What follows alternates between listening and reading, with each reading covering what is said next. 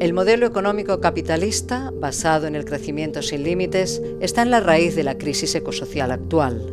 Es un modelo injusto e insostenible. El 1% de la población acumula cerca del 50% de la riqueza y las grandes corporaciones tienen más poder que países enteros.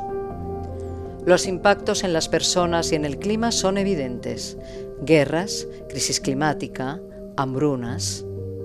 Necesitamos construir nuevas economías al servicio de las personas y del planeta.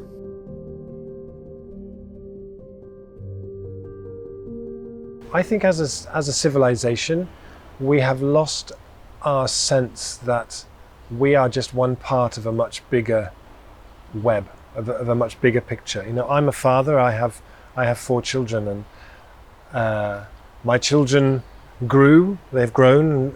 I'm delighted that they have grown, and they've grown to about, you know, this kind of high, and that's okay. That's fine. I don't want them to grow anymore. If they just carried on growing and growing and growing, something would be deeply wrong. So we've created this economic model that needs to grow all the time. We've created an economic model that is destroying the climate, is making the wealthiest 1% richer and richer and richer, and it's suicidal. And we really need to be thinking about a different way to do it. But the great thing about it is that when you look at all the problems on the table, there is a solution to that, which is a win-win, win-win, win-win, win-win-win solution, where you can tackle climate change in such a way that you direct more wealth and power back to everybody else, in such a way that people are healthier, they have more exercise, there's less obesity, people have more reason to talk to each other, there's more of a story about why we're all here. You know, there's a way that we can get through this where we can do everything so much better than we do it now.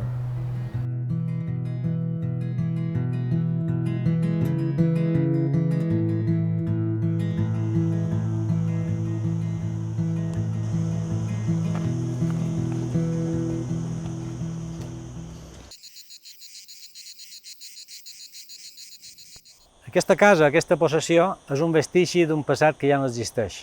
Aquí darrere nosaltres tenim una garriga de pins que abans era un olivar, i les olives se gestionaven a la tafona d'aquesta casa. Aquest món s'ha esvaït i ha estat reemplaçat per un món turístic de turistes i de camps de golf. Artífex estem ja treballant a la pròxima fase perquè aquest món que pareix tan definitiu també s'esvairà.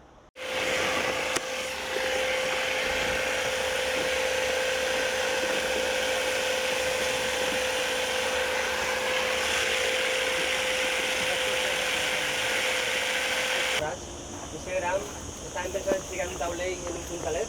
Sí, aquí tapàvem aquesta i la tapàvem aquesta altra i fem la primera tongada.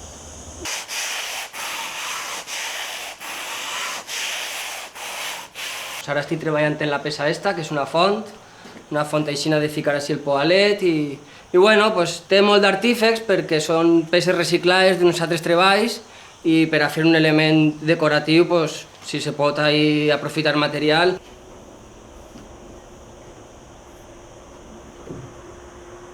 I l'altre punt d'equilibri seria el tema de que tota aquesta qualitat tècnica i de desenvolupament de la faena no excluís valors com la reutilització, l'autogestió de les ferramentes, dels materials, i tot això fa un bloc que me pareix molt atractiu, molt valuós per als temps que n'hi ha ara actualment, per el tipus de sistema en el que vivim. Yo soy un escupido, digamos, del sistema de educación de este país, porque yo estudié una carrera en ingeniería y me parecía todo demasiado teórico y entonces acabé diciendo, es que yo realmente lo que no sé nada, sé todo es teórico y poca práctica. Entonces necesitaba buscar un lugar donde desarrollarme, donde poder trabajar con las manos, ¿no? Y desde entonces mi mente ha explotado, ¿no? A otra forma, otra...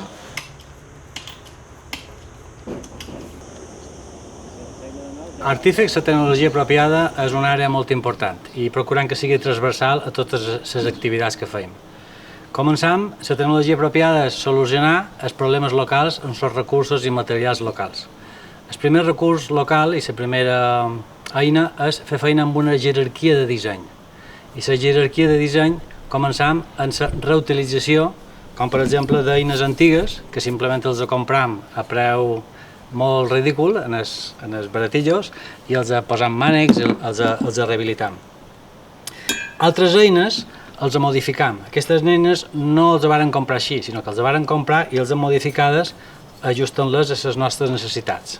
Aquesta broca, que només a partir de l'any 2000 va començar a venir de sèrie en els taladros d'Europa, pues això fa 100 anys ja tenia aquest sistema, que no necessita clau ni res.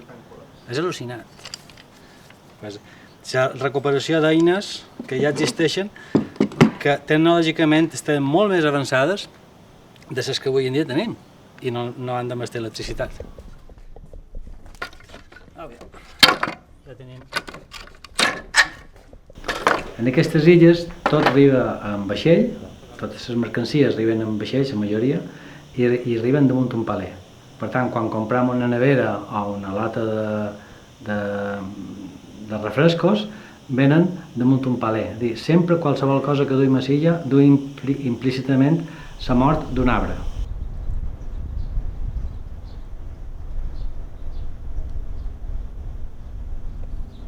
La Universitat Balear ha calculat que són necessaris 16 balears per subministrar els recursos que necessitam per sobreviure balears, una balears. 16 territoris implica que el que no aconseguim localment ho estem agafant, robant d'una altra banda. Li estem llevant recursos a altra gent. I en canvi hi ha molts de recursos que si els gestionàssim adequadament no seria necessari importar. Per això, nosaltres la nostra proposta és reutilitzar intel·ligentment els materials que ja han arribat aquí, que ja tenen una petjada ecològica, però que poden redimir, donant-li una segona, una tercera, una quarta vida.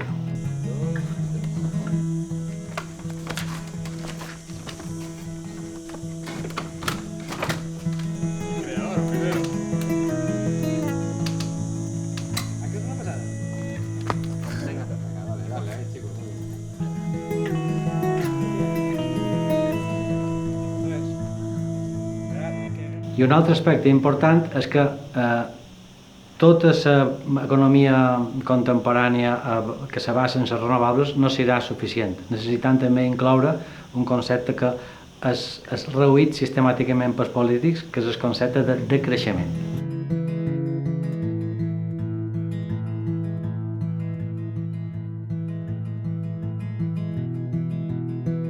Som un animal d'1 milió d'anys d'evolució i durant aquest milió d'anys sempre hem fet feina amb les mans, però només fa 100 anys que han deixat de fer feina amb les mans i per tant no hem d'aprendre a fer feina amb les mans, hem de recordar a fer feina amb les mans perquè ho tenim gravat de dins nostre i tota la gent que ha passat pel nostre projecte se descobreix que té una capacitat que la tenia dormida i només l'ha de despertar i recuperar.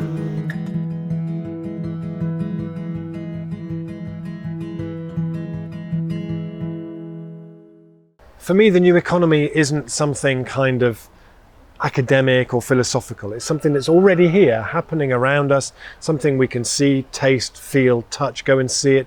You see it in the craft beer movement, you see it in the explosion of good bread, of local food projects, community energy projects. And there are some key characteristics to that. One of them is that it's about appropriate localization. So where possible, it's about bringing production closer to where we live, not total, but where we can bring in production closer to where we live. It's about resilience. It's about enterprises and businesses that work towards making the local economy more resilient. It's businesses that are low carbon in how they operate, how they function.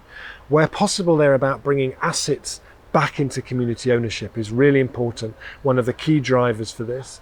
And I think also it's about offering people different investment opportunities. So many of us have our money off in the banks doing all kinds of disastrous things, and there's a lot of pressure at the moment around divestment, encouraging companies to take their investments out of fossil fuels, but then what? And all of us can divest on a daily basis. The economy we see around us is a choice of the very small investment decisions we make every day when we go shopping. So whether it's from that to actually building up a portfolio of new emerging enterprises that we invest in. Those really, for me, are the key elements of the new economy.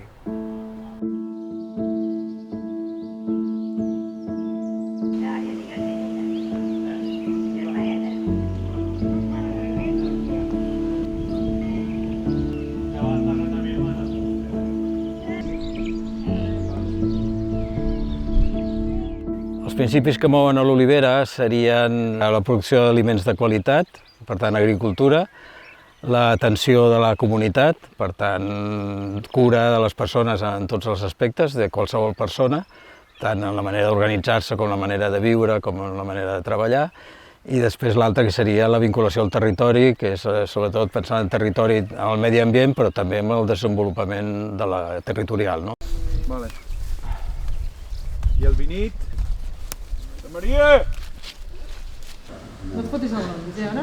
Amb aquest plantejament el tema de la justícia social és molt important. No? Ja necessites.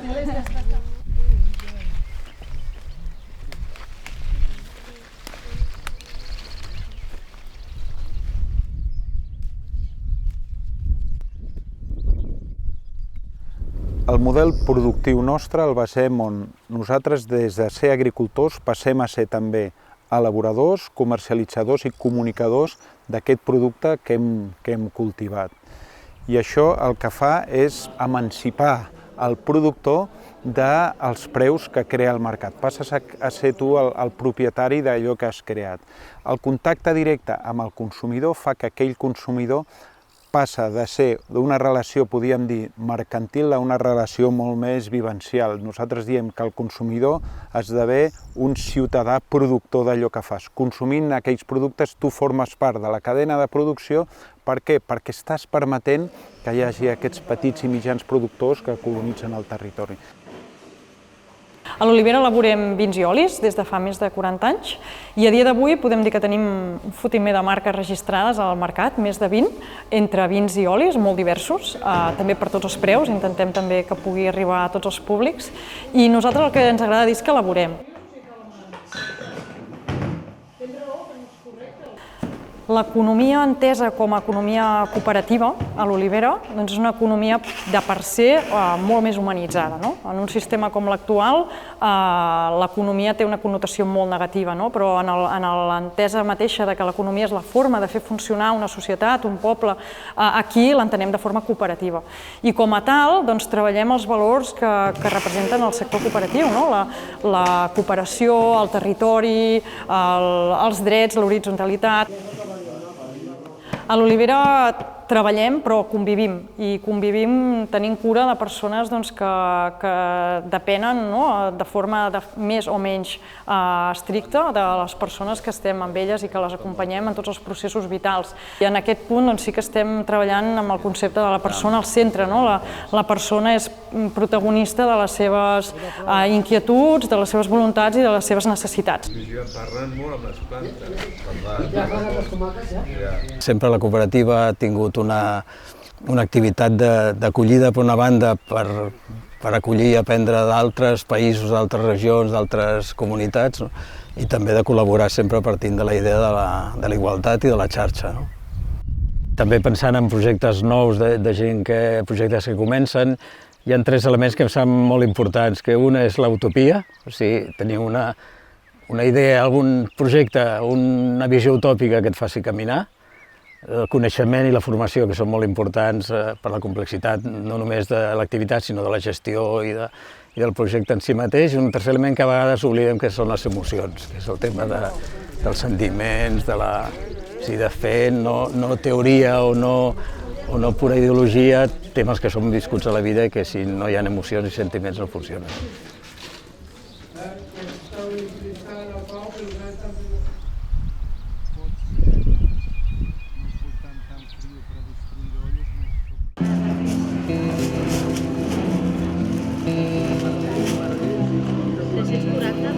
Espera't, veus que 45? 55 cèntims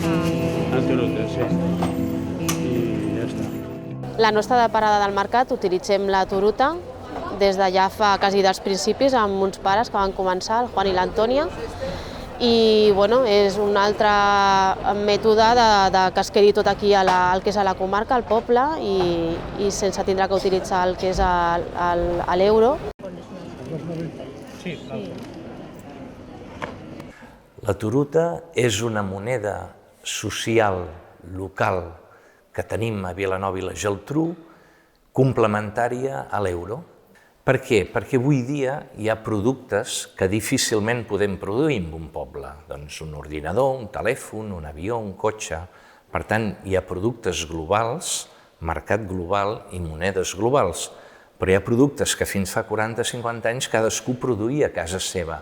Menjar, roba, mobles, cases.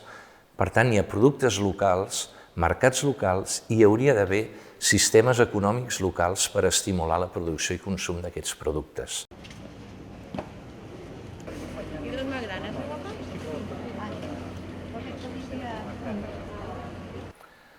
Tot és treball voluntari.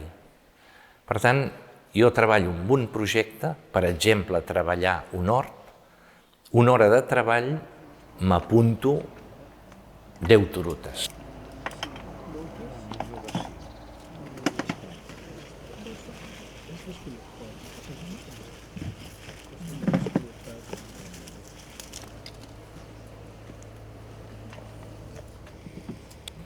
La gràcia de les monedes locals, socials, és que són entorns locals de la gent, per tant, poden ser i són economies sanes, netes i transparents, controlades per la gent.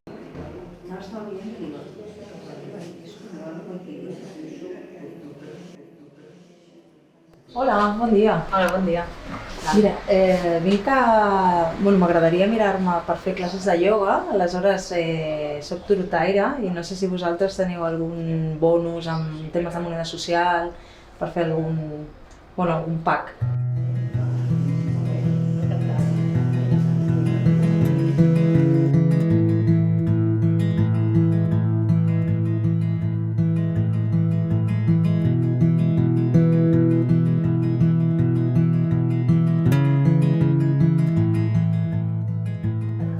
La Grama tècnicament és un sistema de pagaments digitals, es fa per mòbil, per internet, però com n'hi ha tants en el mercat.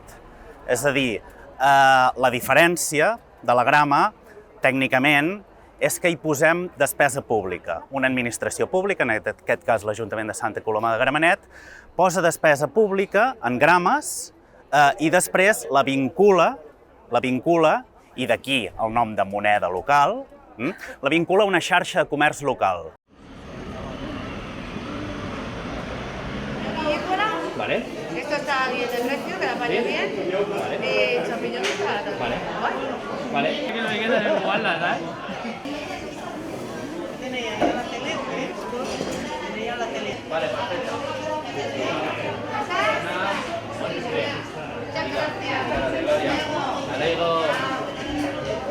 Un altre factor important, llavors, de la Grama és que fa que aquests diners els movem entre nosaltres, no? I per tant tu acabis comprant aquí i no te'n vagis a comprar fora.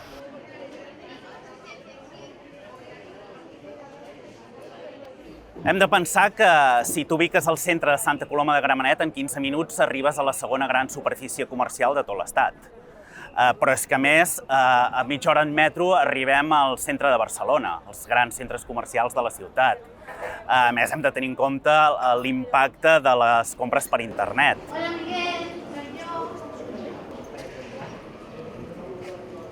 Evidentemente hay un reto muy importante para crear sinergias. Si no estamos los actores que tenemos que estar, parte pública, política y privada, será imposible. Para eso, ¿cómo se puede hacer? Evidentemente, o tal como yo lo veo, creando una labor pedagógica importante por parte de la parte pública. La parte pública debe de estar convencida. Desde la oficina técnica atendemos a los usuarios del circuito, sean empresas o entidades, en cualquier duda que tengan o cualquier consulta que tengan sobre la moneda. En este momento vamos a atender a un comercio que tiene exceso de gramas.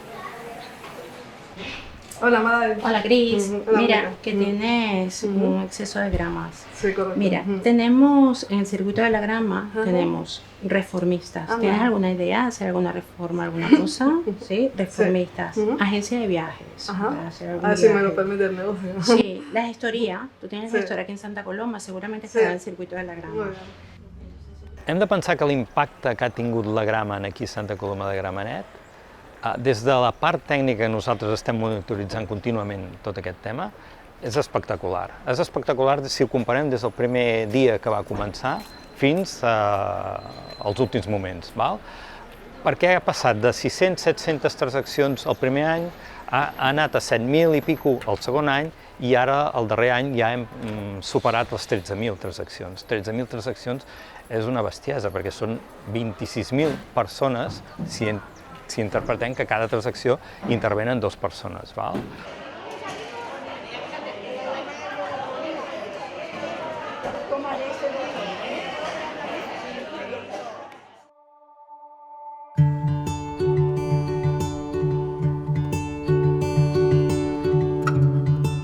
We need to create a vision of what we want the world to be like.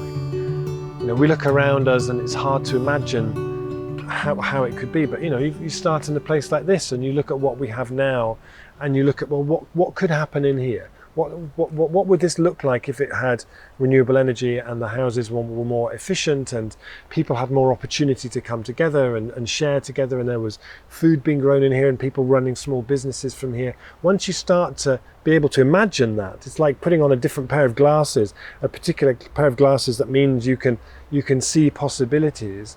Having that vision, whether you're an individual person or a group or a local government or a national government, is essential to be able to move forward to actually make that happen.